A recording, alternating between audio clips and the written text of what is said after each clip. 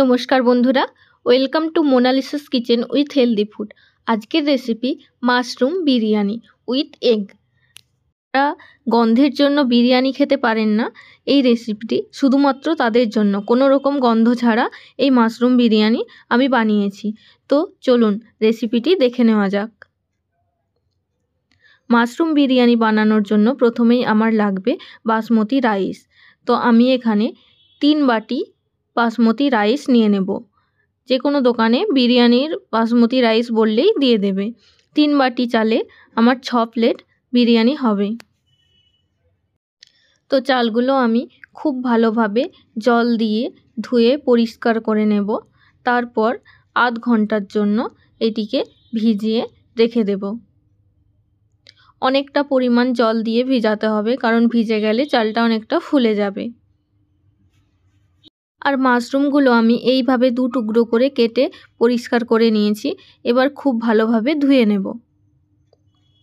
বিরিয়ানির আলুগুলো বড় বড় করে কেটে নিয়ে এইভাবে কাঁটা চামচের সাহায্যে প্রত্যেকটা আলুতে ছিদ্র করে নিয়ে প্রেসার কুকারে 2টো সিটি দিয়ে বয়েল করে নিয়েছি। এবার আলুগুলো ভেজে নেব। খুব ভালোভাবে তেল গরম করে প্রত্যেকটা আলু লাল করে ভেজে নিতে হবে। অল্প লবণ ও হলুদ দিয়ে খুব ভালোভাবে ভেজে নেব।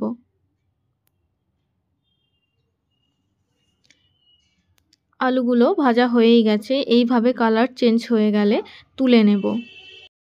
তারপর ওই কড়াইতে আরও একটু তেল দিয়ে তেল খুব ভালোভাবে গরম হয়ে গেলে এইভাবে কুচিয়ে রাখা পেঁয়াজগুলো ভেজে নিয়ে বেরেস্তা করে নেব। পেঁয়াজগুলো একদম ব্রাউন করে ভেজে নিতে হবে, চুলার আঁচ মিডিয়ামে রেখে। দেখুন পেঁয়াজগুলো কালার চেঞ্জ হয়ে গেছে। এবার তুলে নিয়ে একটা পাত্রে মেলে রেখে দেব। পেঁয়াজগুলো তেল ছেঁকে ভালোভাবে তুলে নিতে হবে। আর পাত্রে মিলে রাখলে পেঁয়াজগুলো খুব সুন্দর মুচমুচে হয়ে যাবে। এবার ওই তেলেই মাশরুমগুলো খুব ভালোভাবে ভেজে নেব। অল্প হলুদ আর লবণ দিয়ে মাশরুমগুলো ভেজে নিতে হবে। কিছুক্ষণ পরে দেখবেন মাশরুম থেকে জল বেরিয়ে গেছে। তো জলটা শুকিয়ে আসলে তারপর খুব ভালোভাবে লাল করে মাশরুমগুলোকে ভেজে নেব। মাশরুমগুলো ভাজা হয়ে গেছে, এবার তুলে নেব। ভালোভাবে তেলটা ছেঁকে নিয়ে তুলে নিতে হবে।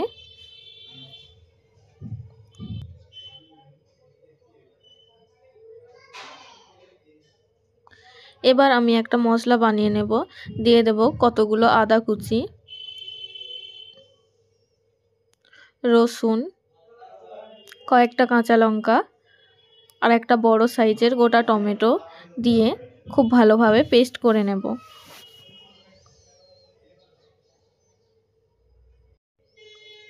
এবার কড়াইয়ের মধ্যে দিয়ে দেব একটা তেজপাতা আর শুকনো লঙ্কা, হাফ টিস্পুন গোটা জিরে আর একটা বড় সাইজের কুচিয়ে রাখা পেঁয়াজ। পেঁয়াজটা খুব ভালোভাবে লাল করে ভেজে নেব। পেঁয়াজ এইভাবে ভাজা হয়ে গেলে এর মধ্যে সেই পেস্ট করে রাখা মশলাটা দিয়ে দেব। তারপর সবগুলো উপকরণ খুব ভালোভাবে কষিয়ে নেব। আদা রসুনের পেস্টটা যখন খুব ভালোভাবে ভাজা হয়ে যাবে তখন এর মধ্যে দিয়ে দেব হলুদ, লঙ্কা গুঁড়ো, জিরে গুঁড়ো আর ধনে গুঁড়ো। একটা বাটিতে জল দিয়ে গুলে রেখেছিলাম, সেটা দিয়ে দেব। তারপর মিডিয়াম ফ্লেমে খুব ভালোভাবে মশলাটা কষিয়ে নেব যতক্ষণ না মশলা থেকে তেল ছেড়ে আসছে।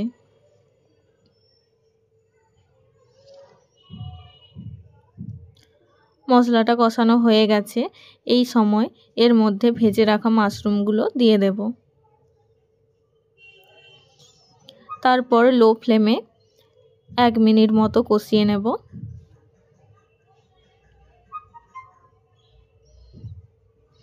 1 মিনিট পর এর মধ্যে দিয়ে দেব প্রায় 200 ml মতো জল। জল দিয়ে চুলার ফ্লেমটা হাই করে দেব। তারপর জলটা যখন ফুটে আসবে তখন লো ফ্লেমে 1 মিনিট ফুটিয়ে নেব। দিয়ে দেব পরিমাণ মতো লবণ।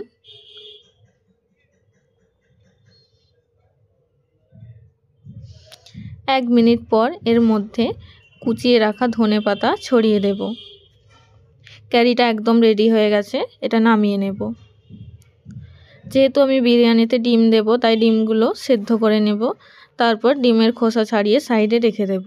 আপনারা না চাইলে ডিমটা স্কিপ করতে পারেন।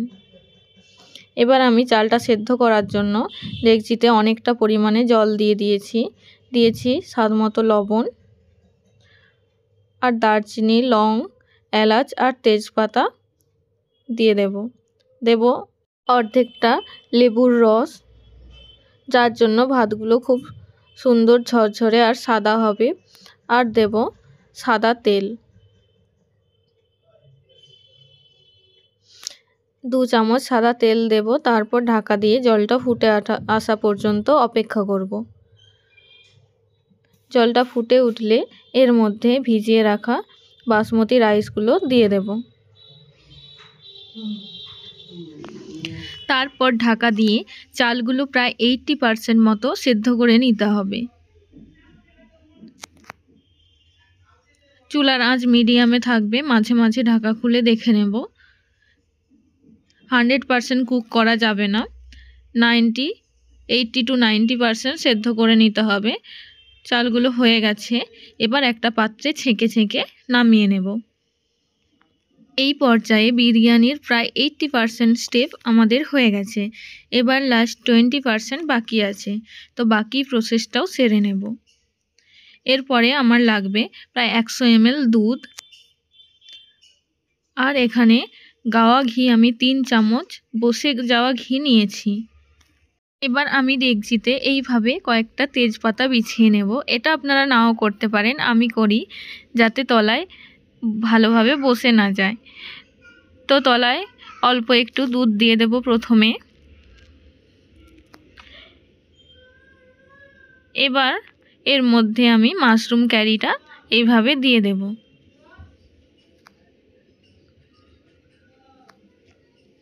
তারপর এর মধ্যে দিয়ে দেব বিরিয়ানি মশলা, 1/2 চামচ বিরিয়ানি মশলা ছড়িয়ে দেব। দিয়ে দেব ঘিটা আমি গলিয়ে নিয়েছি। এবার রাইসগুলো এইভাবে দিয়ে দেব। এইভাবে আমি 3টে লেয়ার করে নেব। তো আপনারা প্রসেসটা দেখুন। এরপর পেঁয়াজের বেরেস্তা দিয়ে দেব।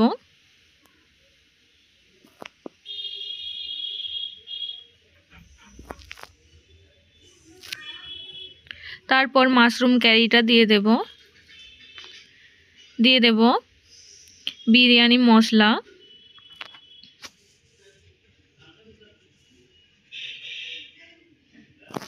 ঘি,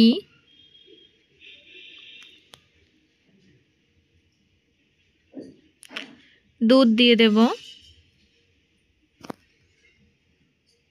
আপনারা যদি কালারফুল বিরিয়ানি চান তো দুধের সাথে অল্প একটু অরেঞ্জ ফুড কালার মিশিয়ে নিতে পারেন, তাতেও সুন্দর একটা কালার আসবে। আমি যেহেতু বাড়ির জন্য বানাচ্ছি তাই কালার আমি ইউজ করব না, আর এতে তো আমি কোনো রকম গন্ধ দেব না বলেইছি। তো ভেজে রাখা আলুগুলো দিয়ে দেব, আর সেদ্ধ করা ডিম এর মধ্যে দিয়ে দেব।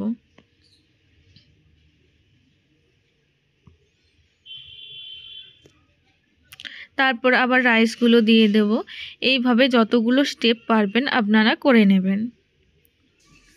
যদি অনেক পরিমাণে বিরিয়ানি হয় তাহলে 3-4টে স্টেপ হবে, তারও বেশি হতে পারে। যতটা পরিমাণ বিরিয়ানি সেই হিসাবে আপনারা স্টেপ করবেন। আর এটা 2টো লেয়ারেও করা যেতে পারে।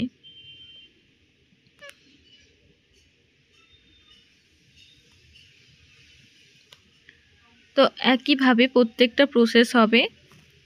প্রথমে রাইস, তারপরে মাশরুম কারি, তারপর বেরেস্তা, ঘি, তারপর বিরিয়ানির মশলা, এইভাবে প্রত্যেকটা স্টেপ বাই স্টেপ সাজিয়ে নেব।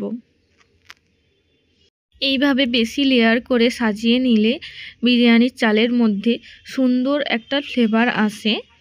বিরিয়ানির মশলাটার গন্ধটা খুব ভালোভাবে মিশে যায় ভাতের সাথে।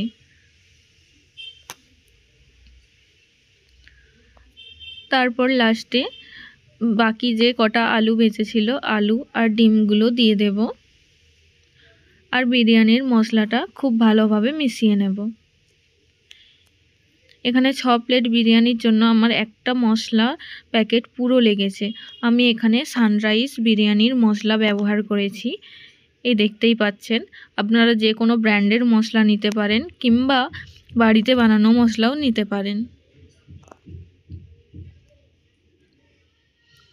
এবার ঢাকা দিয়ে 40 মিনিটের জন্য দমে রেখে দেব। চুলার আঁচ একদম লো ফ্লেমে থাকবে। 40 মিনিট পর ফিরে আসছি। আপনারা ডেকচির ওপরে একটা ভারী কিছু চাপিয়ে দিতে পারেন, তাহলে দমটা ভালো আসবে। তো আমাদের মাশরুম বিরিয়ানি একদম রেডি হয়ে গেছে। আপনারাও এইভাবে বাড়িতে বানিয়ে দেখুন, আশা করছি খুব ভালো লাগবে। আমাদের প্রত্যেকের বাড়িতেই এক আধজন থাকে যারা বিরিয়ানি গন্ধের জন্য খেতে পারে না, তো তাদের জন্যই এই রেসিপি।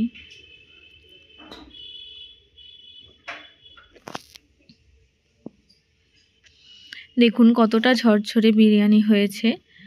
বিরিয়ানিটা কিন্তু আমরা সঙ্গে সঙ্গে সার্ভ মোটেই করব না, প্রায় 50% ঠান্ডা হয়ে গেলে তারপরে এটাতে স্পুন কিংবা টেবিল স্পুন অ্যাড করব, না হলে ভাতগুলো একদম ভেঙে যেতে পারে আর অতটা ঝরঝরে দেখাবে না। একটু ঠান্ডা হলে ভাতগুলো খুব সুন্দর ঝরঝরে দেখাবে।